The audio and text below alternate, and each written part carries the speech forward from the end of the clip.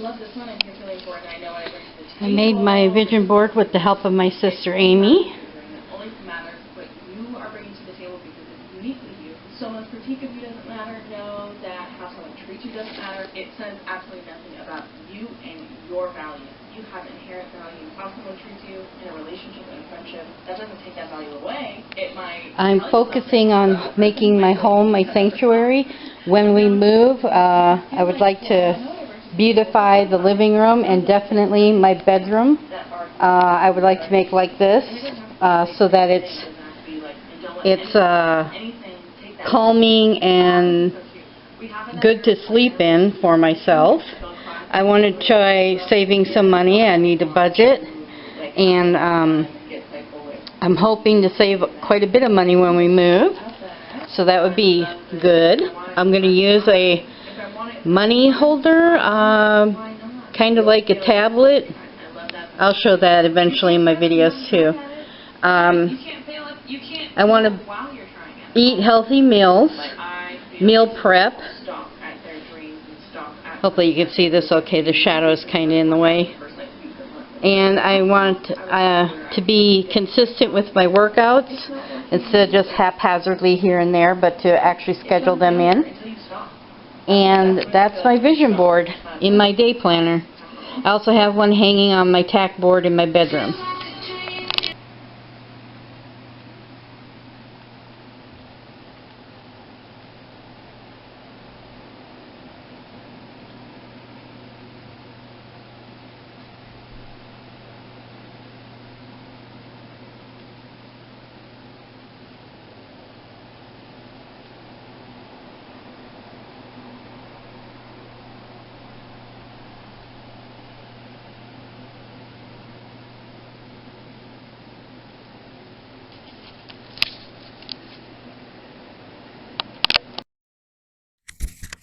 Okay, I have a new microphone. Testing it out, making sure it works. It doesn't really show a light or anything when you have it on. So if it's on, it's on. If it ain't, it ain't. So yeah, I got two of them. This is what they look like, and that will be able to help me be louder on my camera or my computer camera, so that you guys can hear me better. So I'll see you later. Hi guys, I got my microphone on. I believe it's on. Yes. It's got a little red green light that shows it's on. What I wanted to talk about today is a couple of books. I read Icebreaker by Hannah Grace. It's a pretty good story, has sexual activity in it. Nathan is a hockey player and Anastasia is an ice skater. She has a problem with her partner in her ice skating team, comes up and she needs help from Nathan, whom she really doesn't like in the beginning. It's kind of like a frenemies to lovers type of book. And the storyline is pretty good. I really like the ending of it. It goes about how they fall in love, of course, and meeting each other's families, and goes from there. So if you'd like to read it, go ahead. My second book I read, which is really small and thin, is Fighting for Holiness by J.R. Ryle. I believe it's R-Y-L-E, Ryle. And this is by the Crossway Short Classics, crossway.com or .org. You could probably get the book from. It's about putting on God's armor, kind of says what that is, fighting against evil in the world, and how you fight day and night. It's not just whenever you want to.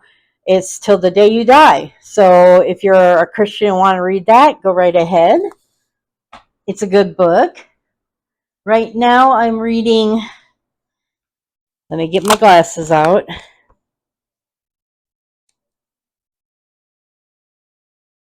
Right now I'm reading Zen and the Art of Vampires, a Dark Ones novel by Katie McAllister.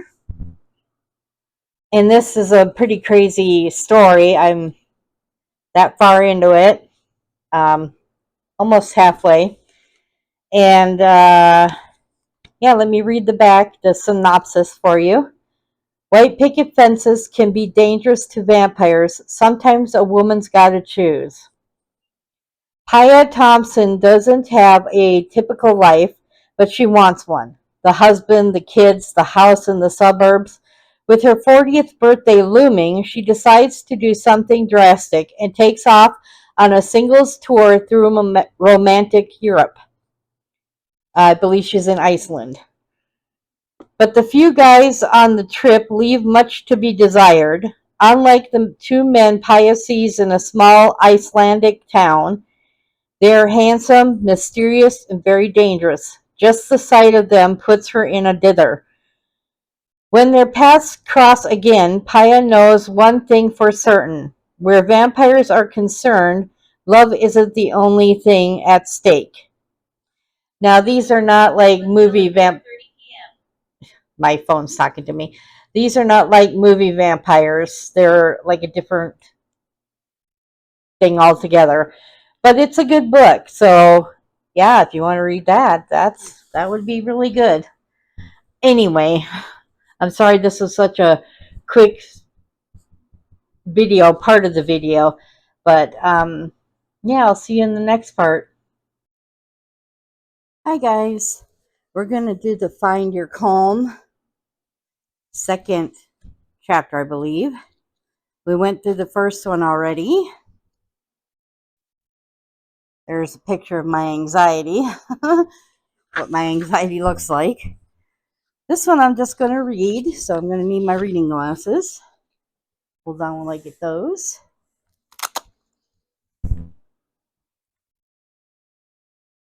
I hope the speaker or the mic is working okay. Looks like it's on. It does have a green light. It's red when it's not charged, I believe, and green when it is. And I charged them overnight, so hopefully they're working. It's called Word Reframing. Negative self-talk and all or nothing thinking are common in anxiety. The words we use play a critical role in the development and maintenance of our anxiety. Sometimes just the smallest, most subtle shift in the words we use can have a profound impact on our mood. Possibly, but versus end. I know I am making progress in therapy, but I still get anxious. Second one sentence is, I know I am making progress in therapy and I still get anxious. What do you notice about the difference between these two statements? But and end, I guess. They both sound the same to me. Maybe one is more calming. I know I am making progress in therapy, but I still get anxious. I know I am making progress in therapy and I still get anxious. Okay. Using the word but makes your progress seem irrelevant because you still get anxious at times. This then contributes to your existing negative self-talk. Using the word and, however, suggests you can be both things at the same time, progressing and anxious. This contradicts your initial negative self-statement, making room for a much healthier one. What you want, kitty? What you want? No, we're not playing tag. Sorry, he attacks me quite frequently, especially when he's in a mood. And then I have to get the squirt bottle out and squirt him so he goes away. It's a given. I just sounded so stupid ordering dinner in front of my date. I am having the thought that I sounded so stupid ordering dinner in front of my date. What do you notice about the difference between these two statements? The first statement, no, sorry. Where are you? Oh, there you are. Sorry about that. This is how he gets sometimes. I'm not paying enough attention to them, apparently. Where was I? I just sounded so stupid ordering dinner in front of my date. And I'm having the thought that I sounded so stupid ordering dinner in front of my date. The first statement presents as a given. The second statement is simply a thought, not a fact. It puts space between you and your thoughts. You can look at your thought rather than being stuck in it. Okay. Think of a self statement you may have said or thought recently. Write out 2 versions of your self statement using each of the 2 reframing techniques introduced in this exercise. I'm not going to do that right now. What do you notice? I'm sorry, now my nose is running. Throughout your day, try to become more aware of the words you choose. When you catch yourself using negative self statements, substitute a different word and observe any differences. Write down a few of the solutions you tried. Does making these kinds of words substitutions change the meaning of what you said, and how so? That's the second chapter. I'll write down my statements in a little while. Sorry about the cat. I don't know why he gets in these moods sometimes to just want to jump and bite and claw my arms, because that's the usual spot he goes for, my arms. So anyway, also I have received, I didn't realize I had bought these apparently off of Amazon, but it came with the statement of what I've all bought for Amazon, but this must have been in my cart, but without realizing it. But there are YouTube stickers, and I plan to use that every time I upload a video. And I guess talking about being anxious, I went to see my hematologist, which I still plan to bring you guys on occasionally trips to and from my appointments. He said that my red cell blood count is still raising. It's not lowering with the phlebotomies and stuff. It's still progressively getting higher. So he said he's not ruling out cancer. It could be anything at this point in time. He's not sure. But he did send me to a specialty laboratory, and I had my blood drawn for a genetics test and something to do with my kidneys. I'm not exactly sure what. I see him again on the 21st of February to find out the results of all that. I still have more labs and phlebotomy coming up. On Monday, I have my sleep study for sleep apnea, and also to an appointment to get my compression socks, because I do wear them because I've had problems with wounds on my legs before and they couldn't figure out what it was, though it's basically lymphedema that had started in my legs, because when I had my colon cancer removed, they removed 15 lymph nodes, and it's believed that that caused swelling and ulcers on my legs.